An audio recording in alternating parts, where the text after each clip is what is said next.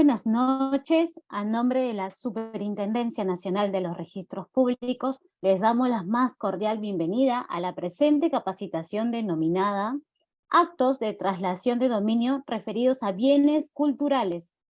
El día de hoy tenemos el honor de presentar a la doctora Sisi Yupanqui Álvarez, quien es registradora pública de la zona registral número 9, sede Lima, abogada de la Universidad Nacional Mayor de San Marcos y magíster de la maestría en Derecho de la Empresa por la Pontificia Universidad Católica del Perú, docente en eventos académicos de Derecho Registral e Inmobiliario. Doctora Sisi Yupanqui, sea usted bienvenida. Muy buenas noches. La escuchamos. Muy buenas noches a público en general. Hola, hola. Y señorita Katia, gracias por la bienvenida, por la descripción de mi trayectoria profesional. Y bueno, decirles que me siento también honrada de brindar, de compartir sobre todo estos conocimientos que los he ido, eh,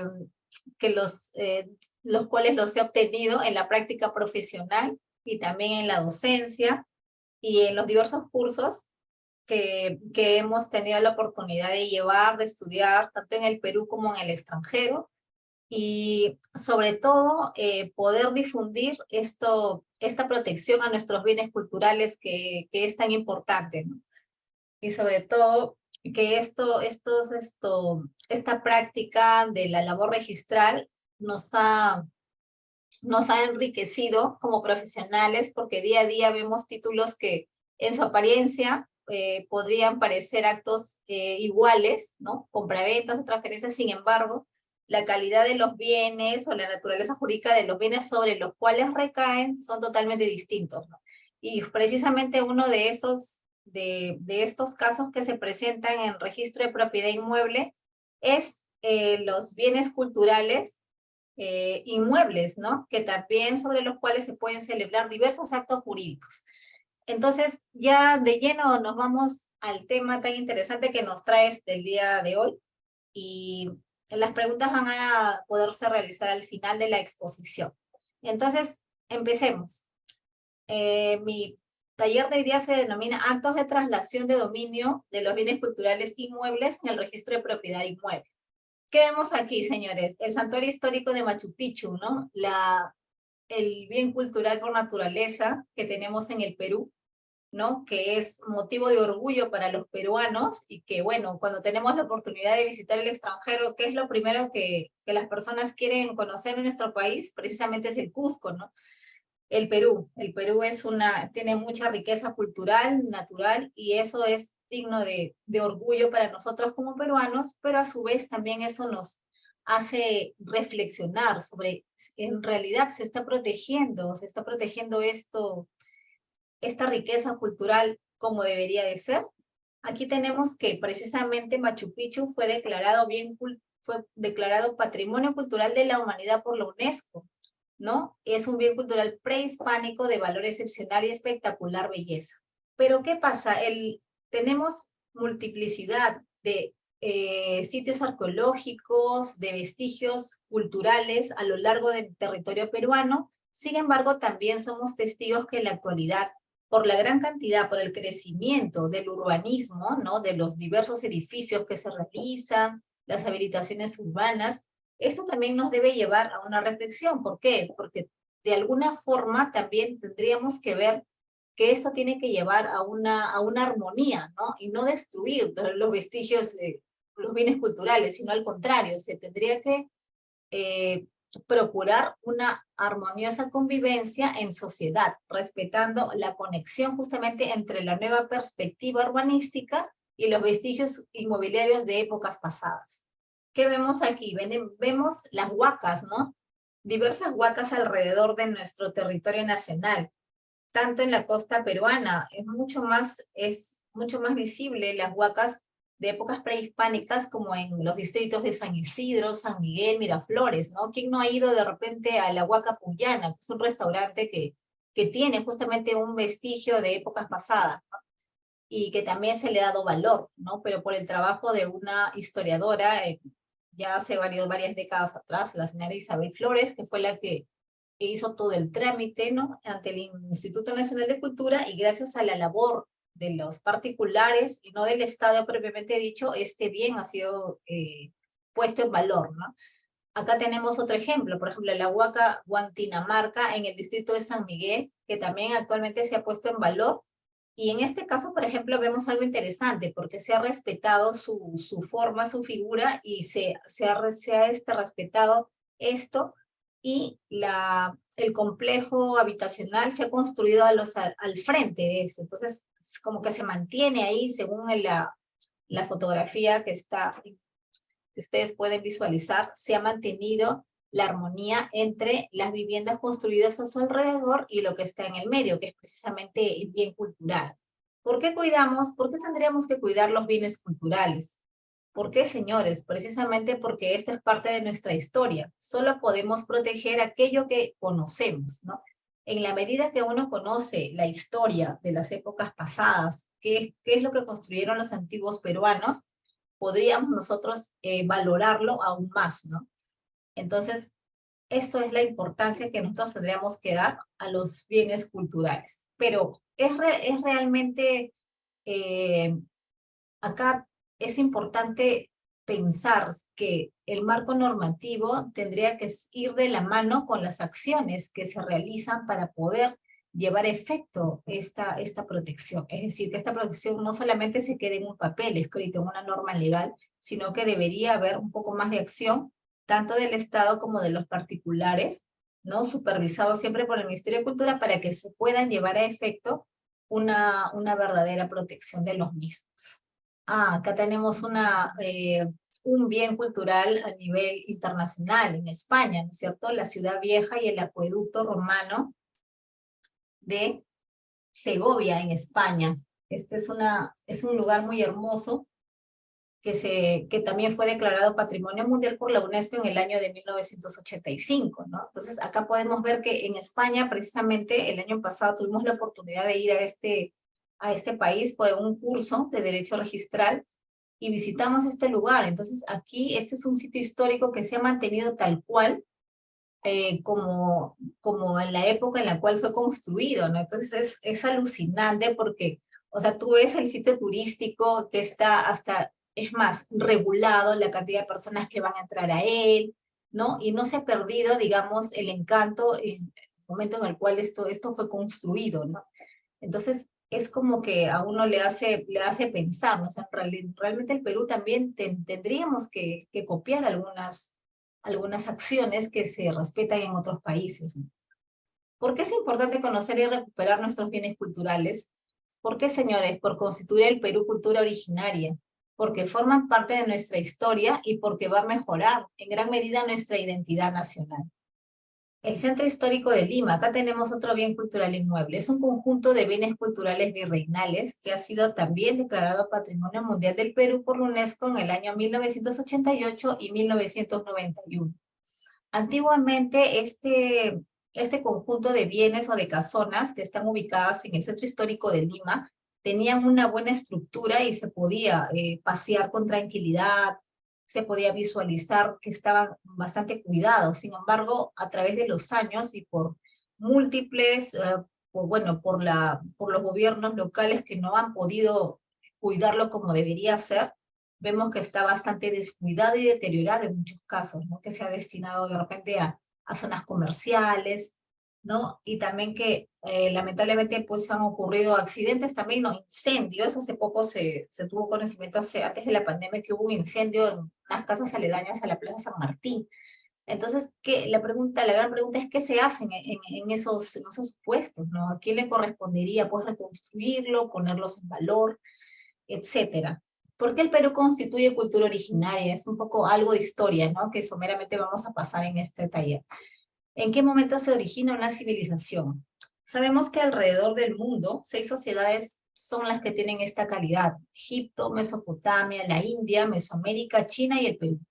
Con el descubrimiento de la ciudad sagrada de Caral, que también fue declarado Patrimonio Mundial y que se encuentra al norte de Lima, y que pertenece al periodo arcaico tardío con 3000 años de antigüedad.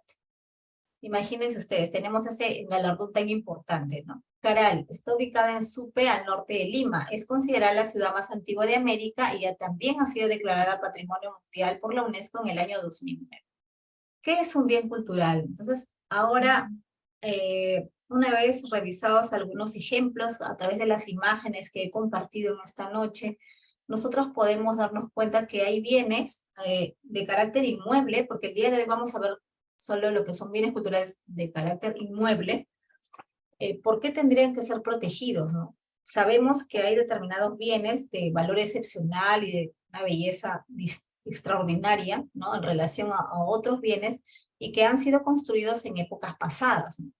De nuestra historia del Perú. Entonces, estos bienes de verdad que sí necesitarían una protección diferente. En el Perú sí tenemos un marco normativo que se encarga de proteger estos bienes. Ahora empezaremos con la parte de las definiciones, ¿no? Pero de una manera resumida, porque realmente hay bastante información sobre este tema. ¿Qué es un bien cultural? Es un bien sui generis, es una manifestación del quehacer humano, ¿no? En un lugar y un tiempo determinados. Tienen una importancia, valor y significado arqueológico, arquitectónico e histórico, con valor universal excepcional, según la definición que le brindaron en la Convención de la UNESCO en París, llevada a cabo en noviembre de 1972. Son bienes que ameritan una declaración como Patrimonio Cultural de la Nación por el Ministerio de Cultura en el Perú. Pueden ser de propiedad pública o de propiedad privada. Acá les muestro una imagen del maravilloso monumento en España, el Alhambra, ¿no? En Granada. Esto en el año de 1984, que también fue declarado Patrimonio Cultural de la Humanidad por la UNESCO, junto con el General Life y el barrio de Albací. Es un lugar hermoso que les recomiendo que visiten porque es realmente un bien. Es el último castillo árabe que se construyó en España, ¿no? Y es realmente una belleza, de una belleza excepcional, ¿no? Es un lugar muy, muy, muy extraordinario por la vegetación que lo rodea y también por el palacio en sí. Y según la guía turística, este lugar se ha conservado a través de los años y de los siglos porque justamente los gobiernos locales, la comunidad autónoma de Granada se encarga de proteger este sitio, inclusive para el tiempo, a la forma en la cual es llevado el turismo también, o sea, está súper regulado y es por esa razón que este bien se ha mantenido bien a través de los siglos. Los bienes declarados entonces como Patrimonio Cultural de la Nación son recursos culturales no renovables, señores, y su estudio y fomento es de importancia. ¿Qué significa esto que son recursos culturales que no se renuevan? Porque una vez que se destruyen, lamentablemente ya no vuelven, por más que se pongan en valor, por más que se reconstruyan, ya no van a recobrar la riqueza que tuvieron en su momento. Por ello, su conservación es de interés nacional. Esta definición de recurso cultural no renovable viene del Reglamento de Intervenciones Arqueológicas, del cual hablaré más adelante. El marco normativo entonces de los bienes culturales está dado por la siguiente normativa. En primer lugar, la Constitución Política del Perú en los artículos 21 y en el artículo 73. La Ley Cultural, que es la Ley 28.296, que es la Ley General del Patrimonio Cultural de la Nación, vigente desde el 23 de julio del año 2004 y que ha sufrido diversas modificaciones. El reglamento de la Ley 28.296, que es un decreto supremo del año 2006, y la Ley 29.151 de la Ley General del Sistema Nacional de Bienes Estatales. También tenemos el reglamento de inscripciones del registro de predios, aprobado por resolución 038 del año 2013, SUNAP, en su artículo 147 regula y establece los requisitos para la inscripción de actos referidos a bienes culturales inmuebles. Y finalmente el reglamento de intervenciones arqueológicas al que hice referencia hace unos minutos, aprobado a través del Decreto Supremo 003-2014, Ministerio de Cultura. Vamos entonces, señores, a definir doctrinariamente y de una manera bastante resumida un poco lo que son los bienes, ¿no? Y de qué forma vamos a ya irnos de lleno a lo que es la calificación de los actos de disposición referidos a bienes inmuebles. En la doctrina sabemos que los bienes se definen como entidades individualizadas, capaces de otorgar alguna utilidad económica a su titular. logrando de esta manera satisfacer las diferentes necesidades o carencias. El concepto jurídico, entonces, abarca lo que son las cosas y lo que son derechos. Los derechos son objetos inmateriales. En ambos casos, estos tienen un valor económico. Clasificación de los bienes. Los bienes, según el titular que los detenta, pueden ser bienes de dominio privado, cuando sea una persona natural o jurídica la propietaria del bien, los cuales están regulados principalmente por el Código Civil. Y los bienes de dominio público que pertenecen al Estado o a cualquier organismo o entidad que lo integre. Estos se encuentran regulados en el artículo 73 de la Constitución Política del Perú y por la Ley 29.151, Ley General del Sistema Nacional de Bienes Estatales. En el Perú, los bienes estatales se encuentran regulados, como mencioné, por la Constitución Política y por la Ley 29.151 y su reglamento aprobado por un decreto del año 2008. Los bienes del Estado requieren un tratamiento especial porque justamente por estar destinados a servir de alguna utilidad para el cumplimiento de los fines propios del Estado. Los bienes estatales se clasifican entonces en bienes de dominio público o denominados demaniales o demanio público según la doctrina, o bienes de dominio privado del Estado. ¿Cuáles son las características de los bienes de dominio público en este caso? Son bienes afectos a un fin o servicio público o externo. Son de carácter inembargable, inalienables y son imprescriptibles según establece nuestra Carta Magna. ¿Qué ejemplos podríamos tener acá? Por ejemplo, todos los que son los bienes culturales inmuebles de la etapa prehispánica tienen la característica de bienes de dominio público, porque sobre ellos no se puede realizar actos jurídicos de transferencia. Otros ejemplos serían la plaza de armas, los bienes culturales de carácter prehispánico, como mencioné, las playas, los cerros, los recursos naturales y los recursos minerales. Todos ellos pertenecen al Estado y tienen estas características señaladas en esta diapositiva. Según el artículo 2 del reglamento de la Ley 29.151, estos bienes de dominio privado del Estado no están destinados al uso público ni afectos a algún servicio público y respecto de los cuales los titulares sí pueden ejercer un derecho de propiedad con todos los atributos. Y eso está especificado en la Ley 29.151. Estos bienes carecen de inembargabilidad, inalienabilidad e imprescriptibilidad. Se regulan por las normas de esta misma, de la Ley 29.151, y son bienes cuyo uso está destinado a fines internos de la administración pública. La aplicación de estas normas es a estos bienes de las otras normas, la aplicación de estas normas privadas a los bienes estatales de dominio privado es subsidiaria. Viene entonces una pregunta, ¿no es cierto? ¿Es la propiedad de estos bienes culturales inmuebles una propiedad especial? Es decir, ¿en dónde los podríamos encuadrar de acuerdo a la clasificación que acabamos de ver? Si son dominios si son bienes que pertenecen al Estado, o si también pueden ser bienes sobre los cuales los privados pueden ejercer algún derecho de propiedad, o por el contrario, ¿qué normas les resultan aplicables a estos bienes?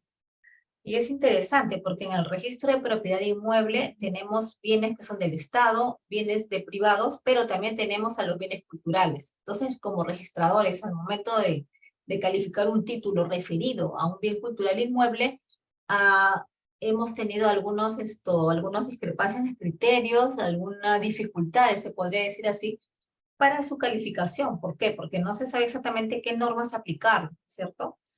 De eso vamos a hablar un poquito más adelante.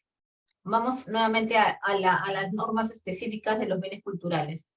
En el Perú, señores, ameritan ser considerados como bienes culturales, ¿cuáles, no?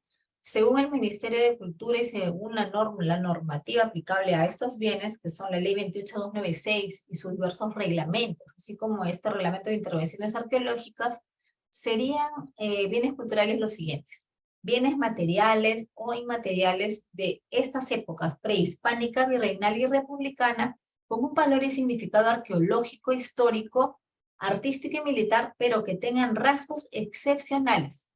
Pueden ser propiedad pública o pueden ser también propiedad privada. ¿Quién les otorga esta calidad, señores? Es el ente regulador, que en el Perú es el Ministerio de Cultura. ¿Cuál es la clasificación de los bienes culturales? Según la Ley 28.296 tenemos que pueden ser materiales o inmateriales.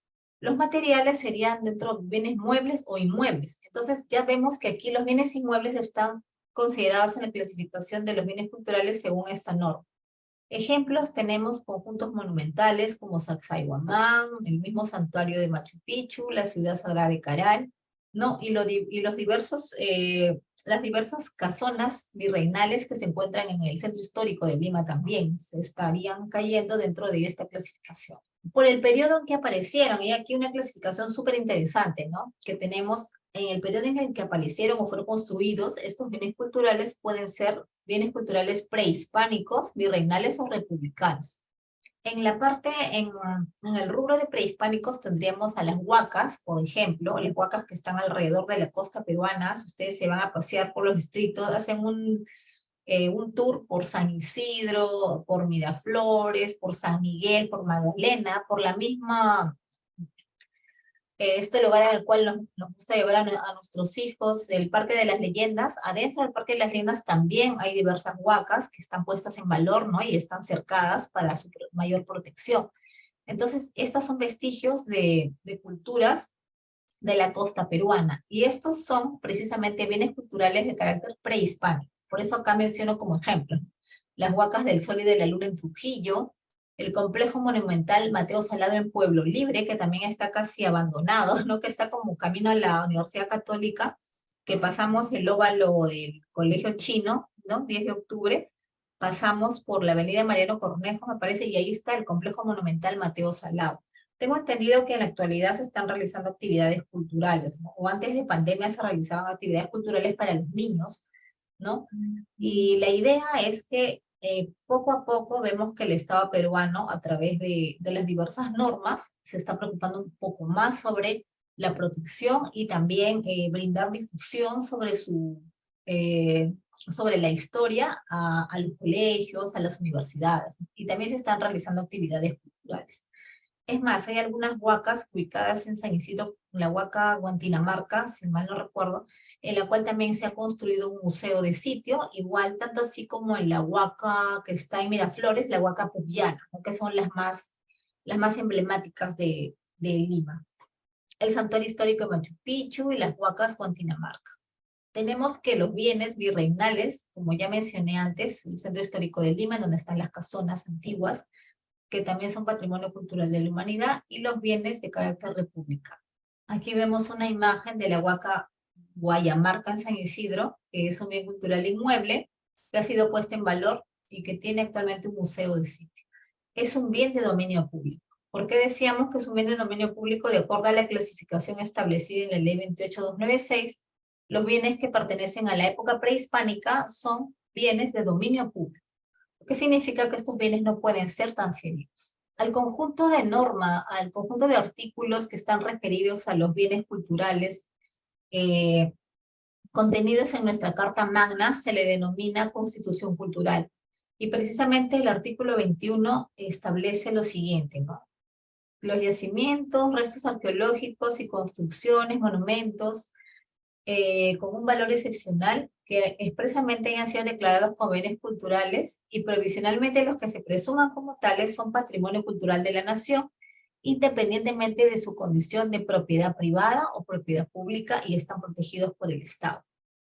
Todos los bienes integrantes del patrimonio cultural, ya sean de carácter público o privado, se encuentran subordinados al interés general. El Estado fomenta, conforme a ley, la participación privada en la conservación, restauración, exhibición y difusión del mismo, así como la restitución al país cuando hubiera sido ilegalmente trasladado. Esto ha sido modificado hace el año pasado, justamente el texto modificado, les he traído el día de hoy el texto ya modificado por la ley 31414, ¿no? Del 12 de febrero del año pasado. El artículo 7.3 de la Carta Magna nos señala también lo siguiente: los bienes de dominio público son inalienables e imprescriptibles. Los bienes de uso público pueden ser concedidos a particulares conforme a ley para su aprovechamiento económico. ¿Qué nos dice la ley 28296 sobre la definición de bienes culturales? Esta ya es la ley especial, ¿no? Acá nos dice las características que deben tener estos bienes para ser considerados como tales. Y ellos hacen referencia a lo siguiente, a que es un bien integrante del patrimonio cultural, todo lugar, sitio, paisaje, edificación, espacio o manifestación humana, carácter vernacular, intelectual, literario, que sea expresamente declarado como tal o sobre el cual existe una presunción legal de serlo. Dichos bienes tienen la condición de propiedad pública o privada con los límites que establece la ley. El Estado es responsable en su salvaguarda, protección y recuperación. Este texto también está de acuerdo a la ley que lo modificó este año, el 5 de junio del 2023. Es una nueva normativa. Los bienes entonces del patrimonio cultural de la nación, sean de propiedad pública o privada, están protegidos por el Estado. El ejercicio de su derecho de propiedad, de este derecho de propiedad sobre los mismos, está sujeto, señores, a las limitaciones establecidas en la Constitución y en esta ley. Pero vamos a ver de qué forma esto afecta a los actos jurídicos que se realizan respecto de ellos, y más aún cuando ya se presentan al registro. La huaca puyana de las que le hablaba está puesta en valor, y es más, al costado hay un restaurante muy conocido. Este bien es un bien cultural inmueble de carácter prehispánico y está muy bien conservado. Creo que es la huaca que tiene mayor protección y ha sido muy cuidada, muy protegida, pero vale la pena recalcar en este caso de la huaca puyana que la protección no tanto viene del Estado, señores, sino ha habido un trabajo aquí de los privados, ¿no? De los historiadores, de arqueólogos que se dieron cuenta, ¿no? De que este era un bien histórico y que había que protegerlo, ¿no? Entonces, gracias a la labor privada, ¿no? Ellos son los que pusieron en valor este bien, y por eso que se ha visto protegido a través de los años. La presente ley 28296 regula la propiedad privada también de estos bienes culturales muebles e inmuebles, y establece también la restricción y limitación en cada caso. Ahora vamos a ir de lleno a lo que es la regulación en el registro de propiedad inmueble, que es el tema por el cual estamos reunidos en esta noche. En el registro de propiedad inmueble no tenemos un libro específico destinado a la inscripción, a la calificación e inscripción consecuente de los actos referidos a bienes culturales inmuebles, sino que los actos se inscriben en cada una de las partidas registrales según el principio de folio real, que es uno de los principios rectores de nuestro sistema registral peruano. El artículo 2 de la ley 26366 establece que el registro de propiedad inmueble se integra por los siguientes registros: registro de predios, registro de concesiones para la explotación de servicios públicos y registro de derechos indemnes. ¿Qué es lo que se inscribe en el registro de propiedad inmueble? En el registro de propiedad inmueble, el título material está conformado por la resolución del Ministerio de Cultura en la partida del inmueble. ¿En qué rubro se inscribe, señores? En el rubro de cargas y gravámenes, porque no es precisamente una transferencia. Lo que se hace primero es inscribir una afectación respecto a que un bien no tiene la calidad de bien cultural. Según el artículo 5, inciso D del Reglamento de Inscripciones del Registro de Predios y según el principio de folio real, el rubro en el cual se debe extender esta afectación es en el rubro de cargas y gravámenes. Acá se inscribe la calidad de patrimonio cultural de la nación de un predio o de una parte del mismo. Dicha inscripción constituye una afectación del inmueble para publicitar su naturaleza jurídica de bien cultural. Y ello va de la mano con la regulación especial que tienen estos bienes. Es decir, al momento de calificar nosotros cualquier acto jurídico que verse sobre estos bienes, vamos a tener que revisar qué normas, la ley 28296, su reglamento, reglamento de intervenciones arqueológicas y bueno, la Constitución como norma principal, ¿no es cierto? ¿En qué rubro se inscribe? Ya mencionamos que se inscribe en el rubro de cargas y gravámenes porque acá establecen el reglamento de predios que se inscribe lo siguiente: bloqueos, hipotecas, medidas cautelares y demás cargas y gravámenes, así como los otros actos que por disposición expresa deban inscribirse en este rubro. Acá tengo que mencionar lo siguiente: aun cuando en ninguna norma, tanto registral como la ley 28296, no nos dice específicamente que se deba extender en el rubro de cargas y gravámenes, se ha considerado a nivel interno, ¿no? A nivel del registro de propiedad, que tendría que extenderse aquí. ¿Por qué? Porque esto es como un título, como un cartel que le ponemos a un determinado inmueble, avisando, publicitando, tanto a los usuarios como a los que calificamos los títulos, que este bien ya no tiene una regulación ya del Código Civil, ¿no? De una norma privada, sino ya va a tener una regulación distinta. Entonces, digamos, su característica es mejor que, que se extienda en el rubro de cargas y gravames. El artículo, ¿qué es lo que dice el reglamento de predios respecto de estos bienes? El artículo 147 señala lo siguiente. Para la inscripción de la condición de los bienes integrantes del patrimonio cultural, independientemente de si es propiedad pública o privada, se va a requerir la presentación de la resolución del Ministerio de Cultura que lo declare como tal, la que deberá contener además la plena identificación del predio o predios afectados. Cuando la resolución no haya precisado la partida a partidas de los predios afectados o se indique que la afectación es parcial, se va a presentar además el plano georreferenciado a la red geodésica nacional referida al datum y proyección en coordenadas oficiales. Es una precisión que es un requisito adicional que se pide porque en algunos casos los bienes no están bien descritos, entonces se necesita un documento adicional, y en este caso es un plano georreferencial. Solo se va a requerir informe técnico del área de catastro. ¿En qué casos? No es en todos los casos. Solamente se va a requerir cuando dicho informe va a precisar en su caso las partidas en las que se encuentran inscritos los predios afectados y si la afectación comprende parte o todo el predio. En caso de la resolución emitida por el Ministerio de Cultura indique que la afectación es parcial y, consecuentemente, la Oficina de Catastro no puede determinar de manera indubitable si el área afectada se encuentra comprendida dentro de otra partida ya inscrita en el registro, ella no va a impedir la inscripción de la afectación rogada siempre que ésta no exceda el área de la citada partida. Esta es una innovación, ¿no? Porque ha habido una modificación del año pasado. Acá mencionamos que este artículo 147 fue modificado en el año 2021, ¿no? Antes no estaba previsto ese tema de que si no se podía determinar la superposición con otro predio, no nos daba la salida y no sabíamos en realidad qué decisión tomar. En este caso, ya se ha realizado la modificación y dice que aun cuando la resolución, en caso de la resolución indique que la afectación es parcial, ¿no? Puede ser que esto afecte a un predio ya registrado y consecuentemente la Oficina de Catastro no pueda determinar indubitablemente si el área afectada está comprendida dentro de otro, ¿no? Porque faltan elementos técnicos. Eso no va a impedir la inscripción de la afectación rogada. Finalmente, el artículo menciona de que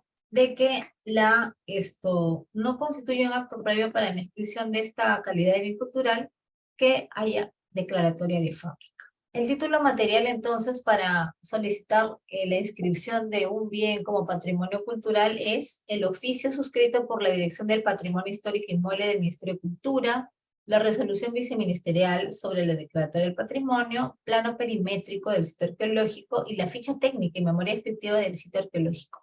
Todos estos documentos son entregados por el Ministerio de Cultura, ¿no? El artículo 13 señala lo siguiente, ¿no? El Ministerio de Cultura es el titular para solicitar la inscripción de esta condición. Efectivamente, hay una sección encargada de ver la calificación de los títulos referidos a patrimonio cultural, ¿no? Que es una sección, sí se puede decir es sección especial, ¿no? Encargada de ver este tipo de actos, así como la inmatriculación. Todos estos documentos son enviados por el Ministerio de Cultura. Hay un dato muy interesante que es que todos los bienes culturales no tienen la misma regulación. Y aquí justamente quería hacer un hincapié porque es uno de los meollos de la exposición del día de hoy. Muy importante. ¿Por qué? Porque no todos los bienes culturales tienen el mismo tratamiento. Vamos a pasar rápido esto, un poquito para avanzar. El artículo 6.1 me da la característica de lo que es los bienes culturales prehispánicos, que señala que son de propiedad del Estado, ¿no? Y que estos bienes son intangibles, es decir, que no se puede realizar actos jurídicos de disposición respecto de los mismos.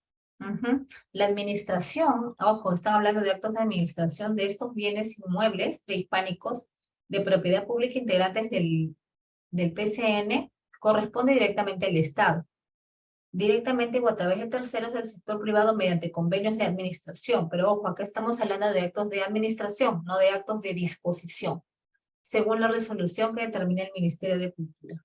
Acá hablamos de los convenios de administración, pero esto en realidad Vamos a irnos de lleno ya a los actos de disposición. Ya, acá hay algo importante. En el artículo 6.3 de la ley 28296, que ha sufrido varias modificaciones en junio de este año, que señala que el propietario del predio donde existen estos bienes inmuebles integrantes del PCN de carácter prehispánico están obligados, señores, a registrar dicho bien, a protegerlo y a conservarlo, evitando su abandono y depredación o destrucción, conforme a las disposiciones que dicta el Ministerio de Cultura. Cualquier acto que afecte o altere tales bienes deberá ser inmediatamente puesto en conocimiento del Ministerio de Cultura. ¿Qué dice el artículo 9.3? El 6.4. Los bienes inmuebles integrantes del patrimonio cultural de la nación que pertenezcan al periodo posterior al prehispánico, que sean de propiedad privada, si conservan la condición de particular. Es decir, hay una diferencia abismal entre lo que es un bien de carácter prehispánico a los bienes posteriores, ¿no? A esta etapa. Los bienes virreinales y los bienes de la etapa republicana, sobre ellos sí se pueden realizar actos de disposición, pero se establece en esta norma que debe haber que el Ministerio de Cultura tiene la preferencia en la adquisición, no tiene un derecho de preferencia en la adquisición de los mismos. Su propietario está sujeto a las obligaciones y límites establecidos en esta ley. El artículo 9 habla de los requisitos que hay que cumplir para estas transferencias. Dentro del territorio nacional, el bien integrante del patrimonio cultural sí puede ser transferido libremente bajo cualquier título, con observancia de los requisitos y límites que la presente ley establece. Esta transferencia de dominio entre particulares de un bien integrante va a tener que ser puesta en conocimiento obligatoriamente al Ministerio de Cultura. Ese es un requisito que se establece. Queda prohibida la transferencia de un bien integrante del patrimonio que no cumpla con ese requisito. El Estado va a tener derecho a preferencia en esta transferencia onerosa de bienes integrantes. No se puede transferir de manera separada los bienes integrantes de una colección o conjunto de bienes que tengan vinculación entre sí, salvo autorización expresa de la autoridad competente. Como vemos, alrededor, en esta norma del 28.296, existe una diversidad de artículos referidos a los actos jurídicos de disposición referidos a estos bienes culturales. Pero hay una diferencia, como les mencionaba, entre los que son los bienes prehispánicos de los que son los bienes de etapas posteriores. A la transferencia de título gratuito. El propietario que pretenda transferir gratuitamente la propiedad de este bien deberá igualmente comunicarlo al organismo competente bajo sanción de nulidad. Y el propietario, sea público o privado, que pretenda transferir también de manera onerosa, lo que veníamos ya indicando, va a tener que notificar igual al Ministerio de Cultura. Dicha declaración va a constituir una oferta de venta irrevocable. Tenemos una modificación interesante que ha habido en la normativa del Ministerio de Cultura, ¿no? El artículo 28, el artículo 15.1 ha creado ya un registro nacional de bienes integrantes del patrimonio cultural de la nación a cargo del Ministerio de Cultura, que tiene por objeto la centralización del ordenamiento de estos datos de manera ya informatizada. Pero el gran problema que siempre nosotros hemos tenido a nivel registral es que esta información que consta en el registro administrativa del Ministerio de Cultura, no tenemos una conexión, cruzar la información que tenemos en el registro de propiedad inmueble con el registro nacional de bienes integrantes del PC. Acá les he hecho un cuadro en el cual hacemos una distinción en cuanto al marco normativo de los bienes culturales prehispánicos de lo que son de épocas posteriores. Los primeros están regulados por la ley 28.296, el Estado es titular de los mismos y no está permitida la transferencia en ninguno de los casos.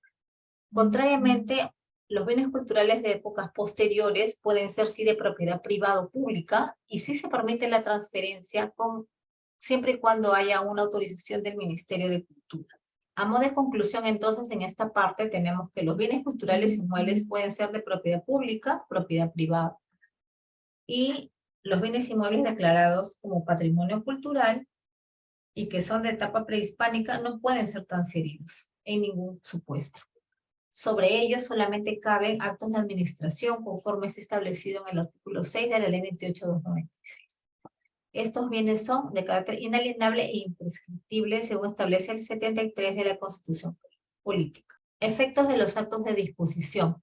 Si se trata de los bienes culturales prehispánicos, como por ejemplo las huacas, y al ser las mismas bienes inalienables, no resulta ningún acto inscribible la venta de estos bienes inmuebles, una vez que la partida publique la calidad del patrimonio cultural de la nación.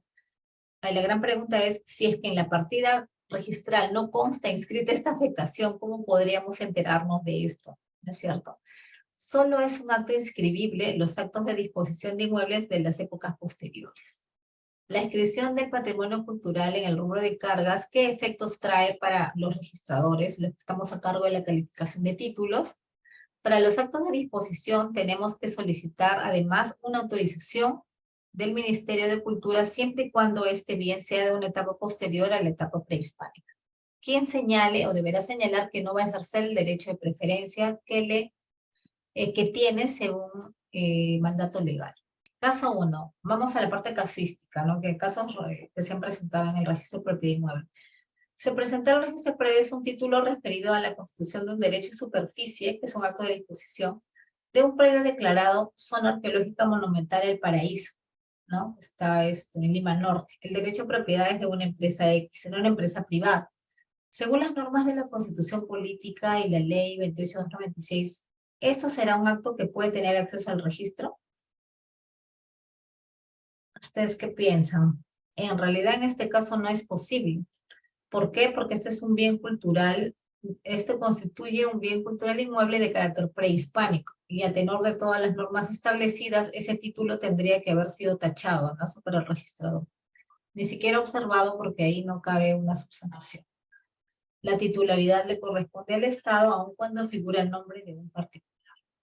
Por eso señalamos acá que procede la tacha sustantiva del mismo. Caso 2. Se presenta el registro de la venta de un predio declarado Patrimonio Cultural de la Nación, ubicado en el centro histórico de Lima.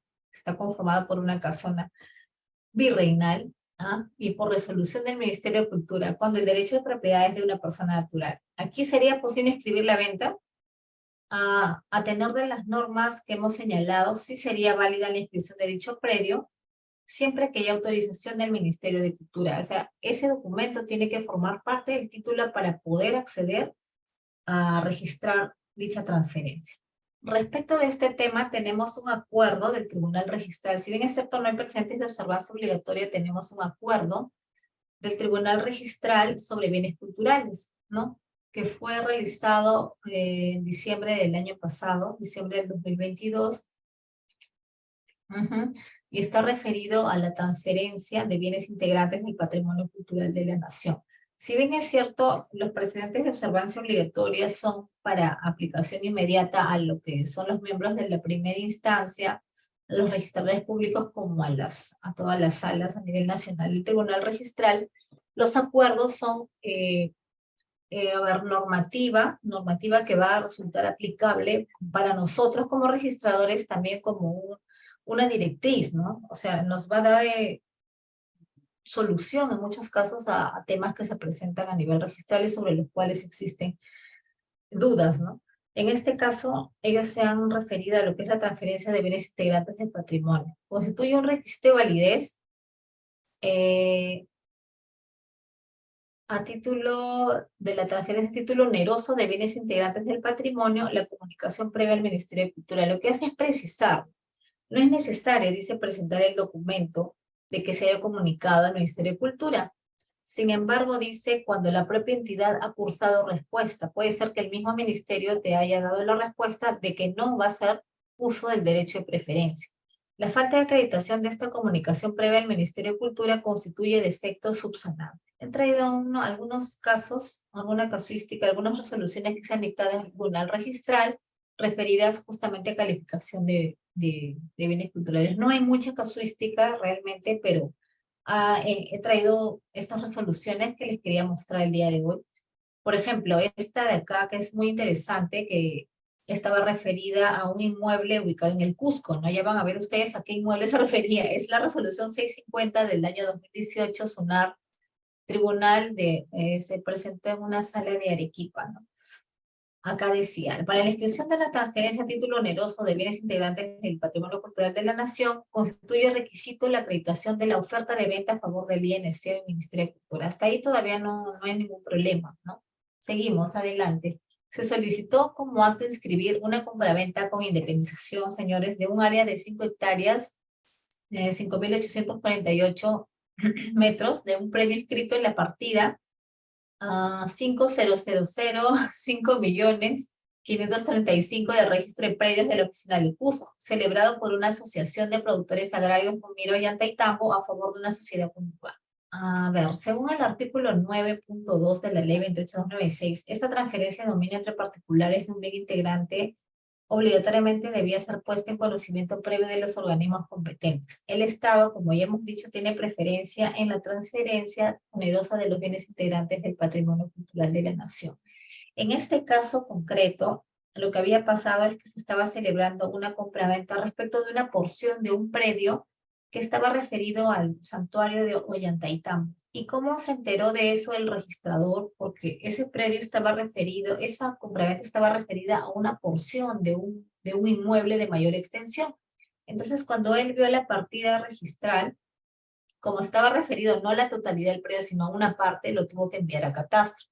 Y en la oficina de Catastro se determinó que una parte de ese acto jurídico de disposición involucraba este monumento histórico de Ollantaytambo. Sin embargo, esta información no estaba publicitada en la partida registral. Entonces aquí vemos el tema más importante o medular de esta resolución. No era tanto si, bueno, tenía que pedirse el requisito de la intervención del Ministerio de Cultura, pero más aún, en el transcurso del procedimiento se detectó que una parte de esa compraventa recaía sobre un bien cultural inmueble de carácter prehispánico. Entonces, la gran pregunta para el registrador, ¿cuál fue? Que si él tenía que tachar el título, observarlo, de qué forma pronunciarse, porque no estaba publicitado. Y esa información vino del estudio técnico que se realizó a nivel catastral.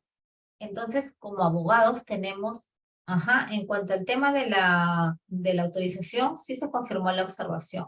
En lo que estamos, la parte medular viendo ahorita es la parte técnica. Entonces, ¿qué se hacía? ¿De qué forma se tenía que pronunciar al registrador cuando a nivel de la oficina de catastro recién se pudo determinar que una parte del predio estaba afectando el parque arqueológico de Ollantaytambo? ¿Se imaginan? Entonces, este ha sido declarado como bien integrante del PCN en el año 2002. Sin embargo, esta resolución directoral no había sido registrada en la partida registral. El mismo materialmente afectaba un área parcial del Parque Arqueológico de Ollantaytambo según el informe catastral, pero como les mencionaba, no estaba registrada. Acá decimos, el informe del área de catastro es vinculante para el registrador. Entonces estaba el registrador entre la espalda y la pared. ¿Qué hago con el informe de catastro que me dice que según su estudio ya esto corresponde, tiene la calidad de bien cultural, sin embargo esto no está registrado? Entonces, en su caso, la esquela de observación o tachas debía consignarse únicamente los defectos o obstáculos técnicos, ¿no? No, estamos refiriéndonos a la era catástrofe. Ya, esta conclusión a la que se llegó en la resolución del Tribunal Registral, me parece muy interesante, ¿no? Señalaba lo siguiente: para que un bien sea considerado como integrante del patrimonio cultural, no va a ser necesario su previa inscripción en el registro como una afectación, sino que en este caso opera la publicidad legal, es decir, a través de la publicación en el Diario Oficial del Peruano de la Resolución Directoral Nacional que lo reconoce como tal. Entonces, en este caso, obviamente al registrador ya tener conocimiento de dicha circunstancia, ya no podía realizarse la calificación, ya era en el sentido de negar más bien la inscripción, porque ya no se podía realizar ningún acto jurídico respecto de este bien de carácter prehispánico. Y esto se basó en el sustento legal, fue precisamente el artículo 109 de la Constitución Política, que dice, ¿no? La ley es obligatoria desde el día siguiente de la publicación en el Diario Oficial, salvo disposición contraria de la misma ley que posterga su vigencia en todo o en parte. Es decir, apenas ese bien fue declarado como bien cultural, eso ya es de conocimiento erga omnes, aun cuando no haya sido registrado en la partida. ¿No? Es un caso de verdad bastante interesante que hemos encontrado. Por tanto, se pronunció el tribunal acerca del informe de catastro, determinó que una parte del predio objeto de venta se superpone con el bien cultural denominado Parque Arqueológico Ollantaytambo, no será posible su transferencia, por lo que se confirmó la observación formulada por el registrador público. En realidad yo me orientaría más porque se hubiera revocado y se hubiera mandado a la tacha, ¿no? Sin embargo, bueno, con la denegatoria, de todas formas, el título igual no fue registrado. Tenemos otra resolución del año 2011, la 1565, que se refiere a que no es necesario presentar una comunicación dirigida al INC, actualmente ya es Ministerio de Cultura, cuando la propia entidad ya haya cursado respuesta en el sentido de que no era uso del derecho de preferencia. Es decir, o pueden remitir al título conjuntamente con el acto jurídico de disposición, la autorización del Ministerio de Cultura, o también la comunicación de que no van a hacer uso del derecho a preferencia. Cualquiera de las dos respuestas por parte del Ministerio de Cultura estarían aceptables como para continuar con la calificación del título. Para la inscripción de la transferencia a título oneroso de los bienes integrantes, constituye un requisito la acreditación de la oferta de venta a favor del INC o el Ministerio de Cultura. Estas resoluciones ya son más actuales, ¿no? Acá hay una súper interesante. La resolución 3821 del año 2022, emitida por una sala de Lima, el 23 de septiembre del año pasado, que decía: la condición de monumento histórico de un predio reducido a zonas comunes. Es decir, la circunstancia de que el predio matriz haya quedado y reducido a zonas comunes como consecuencia del régimen de propiedad exclusiva y propiedad común, no constituye lo que antiguamente se denominaba propiedad horizontal, no constituye obstáculo para la inscripción de la declaración del monumento histórico integrante del PCN, por cuanto dicha condición afecta a todo el inmueble y no solo a las unidades exclusivas. Es muy interesante porque en realidad cuando ocurre esto, es decir, cuando ya un inmueble matriz, vamos a denominarlo así, sobre un inmueble matriz se han registrado reglamento interno, independizaciones, y cada una ya tiene su propia ficha registral. La gran pregunta es que si en la partida matriz se deben continuar inscribiendo y qué actos se van a poder seguir inscribiendo, ¿no?, en la matriz. Entonces, en ese tema tan importante, ¿qué nos dice el tribunal? Que aun cuando se hayan independizado las partidas, los inmuebles por motivo del régimen de propiedad horizontal, ¿no?, propiedad exclusiva y propiedad común, que actualmente se denomina, no es obstáculo esta inscripción que se registre en la partida matriz la calidad de bien cultural inmueble. Y eso es una novedad. Luego, en el otro punto sobre el cual se pronuncia el tribunal, dice: inscripción de condición de bien integrante del patrimonio cultural. Para la inscripción de la condición de bienes, independientemente de si es propiedad pública o privada, se va a requerir la presentación de la resolución del Ministerio de Cultura que declara el predio, la que deberá contener la plena identificación del predio o predios afectados. Y la resolución 5176 del año 2022, una ARTR también emitida por una sala de Lima, identificación del predio declarado monumento histórico.